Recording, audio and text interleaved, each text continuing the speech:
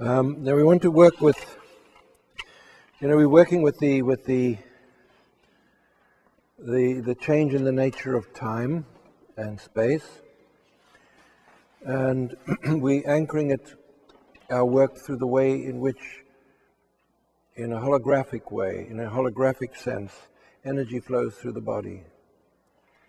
And we want to now support this with the way in which there is there is buried treasure in the child that waits to be awakened and reclaimed sometime in some part of our life.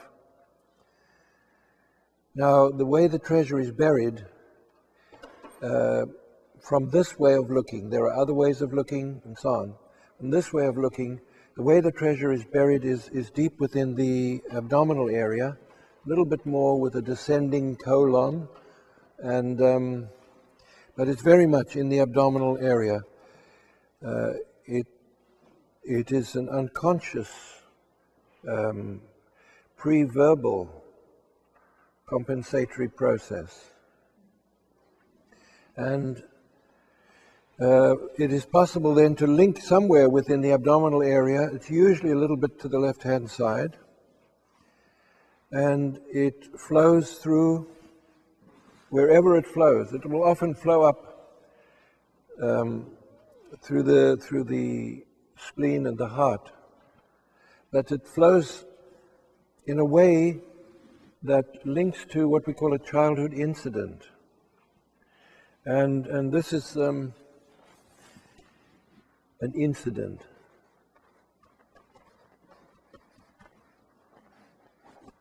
Now, usually the first childhood incident is not really available to discover, but there will be, because there is an echo upon an echo, or an incident that echoes or connects to earlier incidents. And there will be some point in our childhood that we can either recall or we can imagine. And that's over here.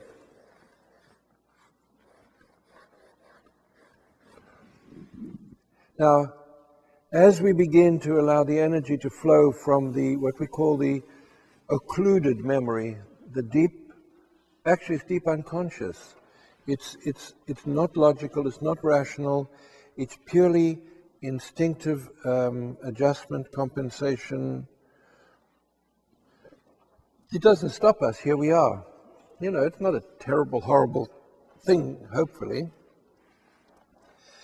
But we find that as the balance between the personality and the character, or our human nature and our higher nature, as the balance between the two is part of how we awaken, how we can take in a more integrated whole brain in one sense, but also we can be more receptive.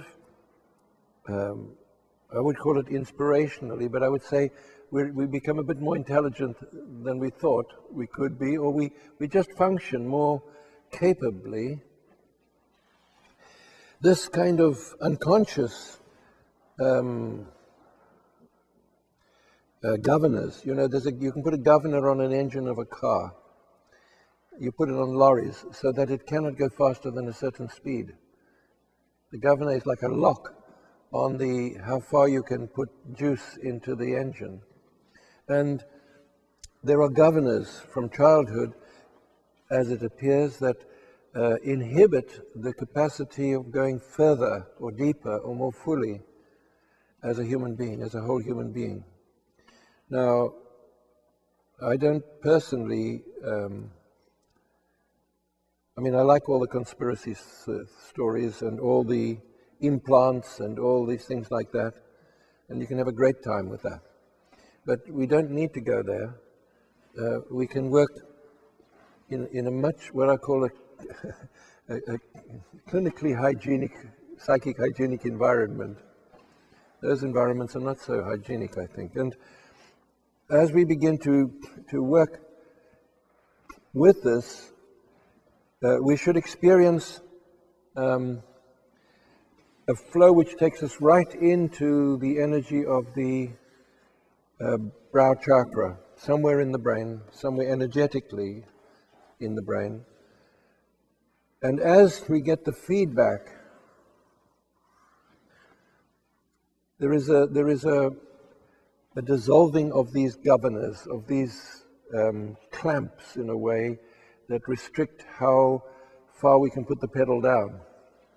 And with that, we then get the embracing of the whole of our life.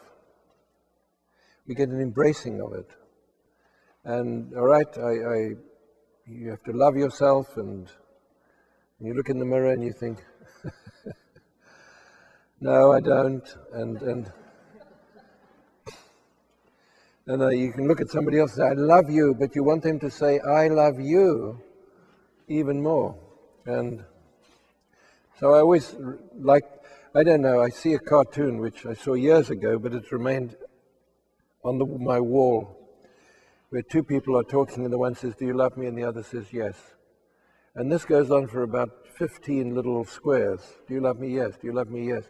And then the 16th square, do you love me? There's silence. And the 17th square is, I always knew you didn't love me. So that's a governor. You just cannot believe, and we just cannot. And so there is an embracing of the whole of our life. And the embracing of the whole of our life,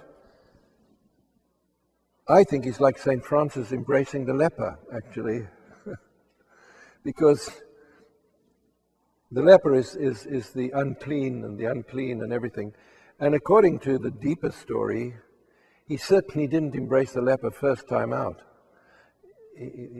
He hesitated.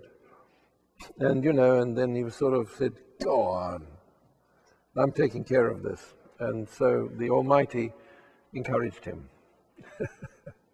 Now, the story is that he didn't just say, he was really pushed quite hard, and then he did. So he broke through. I would think it's a metaphorical story. Perhaps it's very practical for those times, but it's really a metaphorical story. And we begin to embrace what we can call it the disowned aspects of ourselves. And in another way, we are saying, in order for me to survive, I can now let go of these self-limiting choices that are nothing to do with logic or reason. They're just to do with managing to be here.